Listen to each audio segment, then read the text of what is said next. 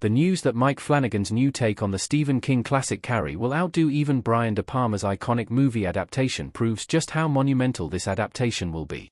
Although Stephen King has written many novels, his 1974 debut, Carrie, remains one of his most famous works.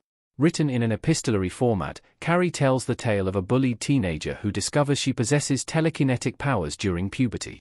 In Carrie's infamous climax, the titular heroine uses her powers to exact bloody revenge on her tormentors. Carrie has been brought to life on the big screen twice, first in 1976 and then again in 2013. Director Brian De Palma's 1976 version of Carrie helped make Sissy Spacek, Nancy Allen, and John Travolta into stars, and the box office hit remains a classic horror movie.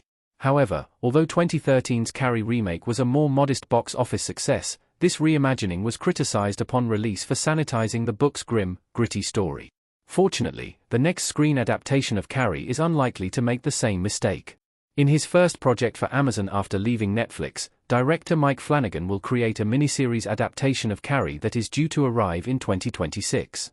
Flanagan previously adapted King's novels Gerald's Game and Dr. Sleep into feature films. Mike Flanagan's Netflix hits prove his version of Carrie will be scarier than earlier adaptations, image courtesy of Everett Collections. More recently, Flanagan adapted the King novella The Life of Chuck as a critically acclaimed movie that was sadly ignored at the box office. However, that project was something of an anomaly in the writer-director's sizable canon. The Life of Chuck was a life-affirming fantasy drama, but Flanagan is known as the premier horror auteur of his generation.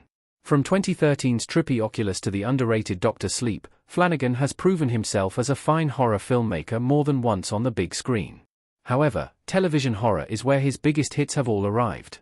During his time with Netflix, Flanagan made a string of miniseries that are among the best in the genre's history. While 2018's The Haunting of Hill House balanced intense scares and tragic family drama in equal measure, 2021's Midnight Mass was a slower, more thoughtful, and elegiac horror that prioritized poignant character drama over intense terror. That said, the devastating ending of Midnight Mass still packed an undeniable punch. Meanwhile, 2022's The Midnight Club saw Flanagan shift gears to adapt Christopher Pike's series of YA horror novels. Complete with shifting POVs and stories within stories, The Midnight Club was more fast-paced and playful, but just as moving as Flanagan's earlier shows. 2023's The Fall of the House of Usher was another left turn, as Flanagan diverged wildly from Edgar Allan Poe's source material to create a cartoonish, gleefully dark satirical horror that took aim at the pharmaceutical industry and the opioid crisis.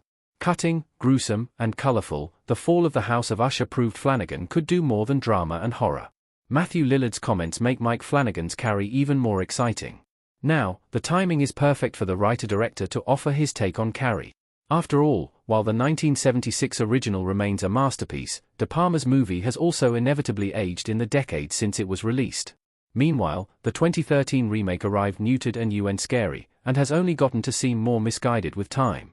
Fortunately, one cast member from the upcoming Prime series has already confirmed that Flanagan's vision for Carrie will be a fresh, original take on King's story that doesn't over-rely on the earlier adaptations for inspiration.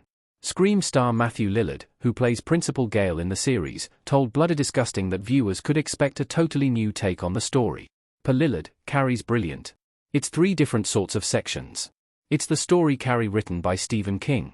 It's really a pure adaptation of the book, more than the original movie was. The show's great. It's really fantastic. The only thing that sucks is you have to wait a year to see it, because it's so good. Lillard is correct to note that De Palma's adaptation trimmed a lot of detail and context from King's novel, thanks to its condensed runtime. Not only that, but the novel's epistolary style didn't lend itself easily to traditional screen adaptation. Luckily, Flanagan is perfectly suited to this style. Mike Flanagan's Carrie can provide one thing earlier adaptations were missing. As anyone who has seen The Haunting of Hill House can attest, Flanagan is a longtime master of finding original, innovative ways to approach texts for adaptation.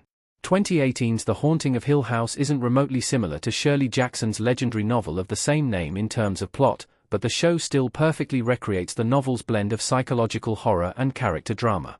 Similarly, the original novel's epistolary format allows King to dive deeper into Carrie's school, her family life, and her hometown, which Flanagan can now do with the longer runtime of a miniseries. Where earlier filmmakers were constrained by time limitations, Flanagan will be freer.